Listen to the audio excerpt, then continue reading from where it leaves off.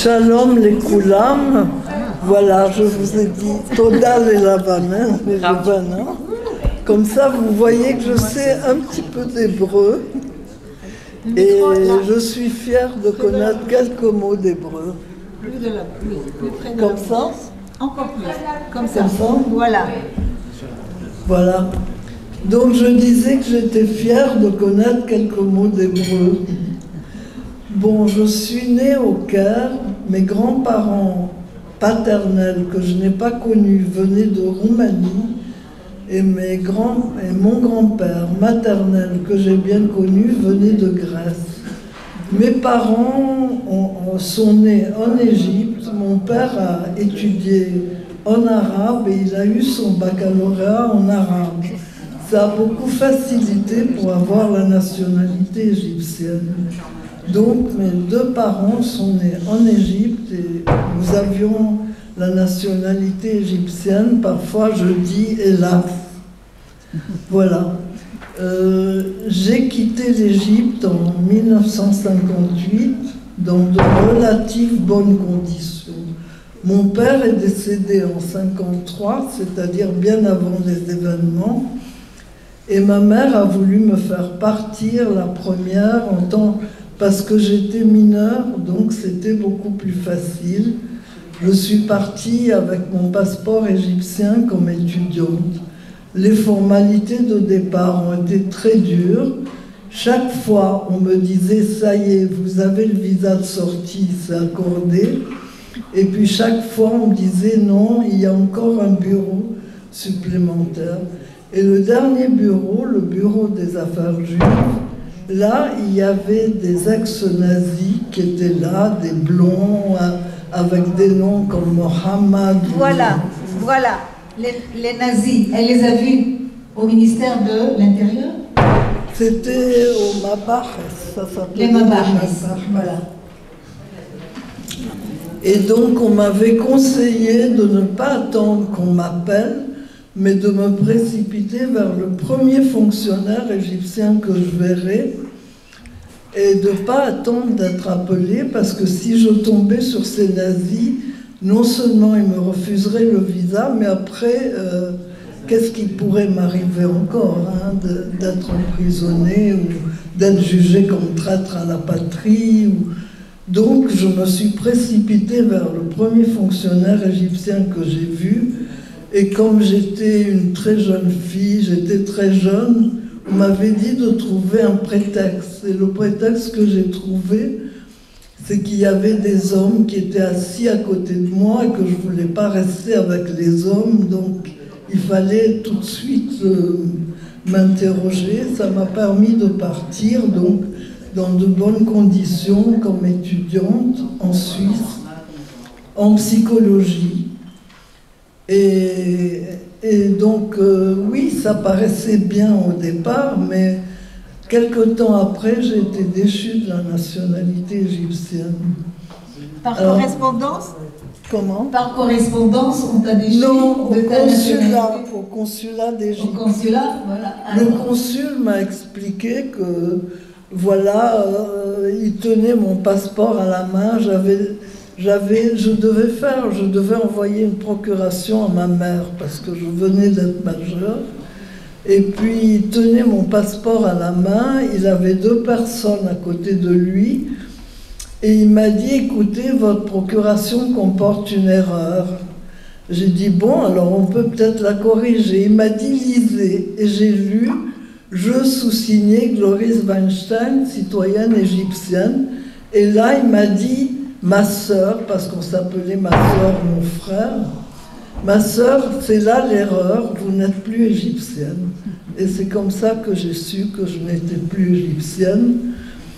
Et j'ai réussi à lui arracher mon passeport des mains parce que sinon, je n'aurais plus pu prouver mon identité, qui j'étais.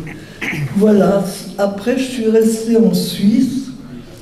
Mon histoire est liée au triste destin de l'espion Eli Cohen, parce que finalement, pour pouvoir rester en Suisse, il me fallait un papier du consulat d'Égypte comme quoi j'étais déchu de la nationalité. Et naturellement que les Égyptiens, qui se vantaient d'être antisionistes mais pas antisémites, ne voulaient pas donner ce papier. Mais il y a eu la triste histoire de cet espion qui a été exécuté à Damas, alors que les avocats français sont arrivés et ont demandé à le voir. On leur a dit oui, demain vous verrez votre client, mais le lendemain ils l'ont vu à la télévision pendu sur la place publique. Ça a fait un scandale énorme et du coup le consulat d'Égypte a eu, à cause de cette histoire et parce que j'avais un avocat international, donc ils m'ont donné quand même un papier comme quoi j'étais déchu de la nationalité. Voilà, mon professeur d'université m'a trouvé du travail et j'ai pu rester. Gloris, Todaraba, il y a une chose que tu n'as pas dit. Oui. Tu n'as pas dit que ta maman Ah oui. a été Zal, n'est-ce pas, déjà décédée, a été la première femme présidente de la communauté juive du Caire. Pour la première fois, il a fallu qu'il y ait la guerre, qu'il n'y ait plus tellement d'hommes, pour qu'une femme soit présidente de la communauté juive du Caire. Tu me permets de le dire, je l'ai dit. Oui, mais bien sûr, j'ai pas pensé. Non, ça va.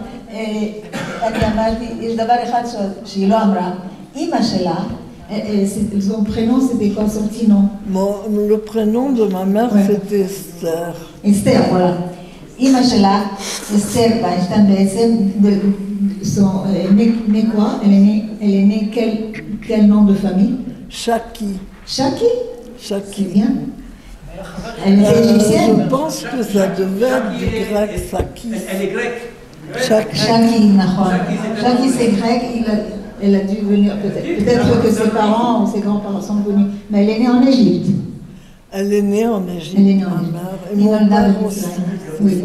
Alors, mais elle était égyptienne. בכל אופן, אימא שלה, היא הייתה הראשונה, הנשיאה, אישה הראשונה של הקהילה היהודית בקהיר. Et plus tard, ta sœur, Carmen Weinstein. Vous vous rappelez ce nom? Vous avez vu ta chaîne? Bien sûr. Oui. Carmen Weinstein הייתה אחותה, שנשארה במצרים עד סוף חייה. מהסיפור שלה, של לוריס ויינשטיין, קצת שונה. אבא שלה ויינשטיין אשכנזי, אמא שלה מצריה, והם יכלו להישאר. איפה המקור של המשפחה? Est-ce que je peux ajouter quelque chose? Oui, oui, oui. Que c'est ma mère. D'où il est venu ton papa? Ma mère et ma sœur n'ont pas quitté l'Égypte. Je suis partie seule, comme je vous ai dit. Et c'est grâce à ma sœur et à ma mère qu'on a pu sauver le cimetière juif qui allait être détruit. Mais il a demandé, l'historien, notre conférencier, de quelle origine était votre mère et de quelle origine votre père? Alors, ma mère était séfarade. Ma mère était séfarade. Oui. Et mon grand-père maternel était grec. Tu sais d'où? Comment? De Grèce? De Grèce, de Larissa. Ah, Yavan, Larissa. Je ne sais pas où c'est. Le père? Alors, mon père, je ne sais pas grand-chose, était de Roumanie. Mon père était ashkénaze et il ne racontait jamais rien de sa famille. Et moi, je n'ai pas connu mes grands-parents. Tout ce que je sais, c'est que ma grand-mère paternelle s'appelait Louli. Louli? Louli. Maternelle? Louli? Ça fait très égyptien. Et puis voilà, non, pardon, Malka. Louli, c'était ma grand-mère maternelle. Ma grand-mère paternelle s'appelait Malka et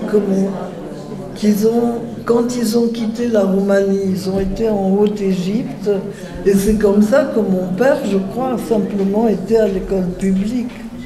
arabe. Donc il savait très très bien l'arabe, il lisait couramment le journal, enfin.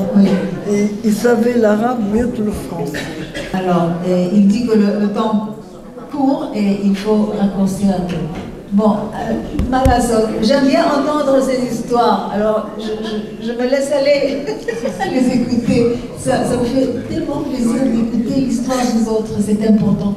Et c'est filmé, mais il faut bien vraiment raccourcir. אז הסיפור שלה קצת שונה, אני אעשה את זה מהר, קצת שונה, מפני שהיא בעצם נעלבה ממה שקרה שם, בבית הספר בפרט, אני יודעת את הסיפור שלה, והיא רצתה לעזור, אז אימא שלה עזרה לה, וגם אחותה עזרו לה, כי לא נתנו ויזה, וכל פעם שהיא הייתה הולכת למבחס, היא ראתה בלונדינים, זה היה גרמנים, פשיסטים, שלא אפשרו ליהודי מצרים לצאת. עד שמישהו אמר לה באוזן, את הולכת לאחד שחור, לא לבלונדינים, ותראי שהוא ייתן לך. כך עשתה. וכשהוא הראה לה את הדרכון, לקחה אותו וברחה. בכל אופן, כן, הם ברחו למצרים, עזרו לנאסר. אני כרגע אמרתי לפני 10 דקות, שהם אמרו לנאסר, תפסיק לשלוח להם בכתב. שמעתי את זה. צו גירוש, אז אמרתי, כתבו אותם בכל העולם. מאמי, נספר לך אחר כך, זה מפריע למה בני אומר, תעשו קצר ונהיה ארוך. בכל אופן, בקיצור, הגיעה לשוויץ, עזרו לה ידידים, למדה פסיכולוגיה, הסתדרה טוב בחיים, ומה שאמרתי קודם, אמא שלה הייתה נסיעה ראשונה של קהילה יהודית בקהיר, אחר כך אחותה, והיא הוסיפה, הם הצילו את בתי הקברות בסטין, הצילו את בתי הקברות היהודים בקהיר, mais c'est déjà de nouveau pas tellement bien, mais elle reprend, n'est-ce pas, Magda Haroun.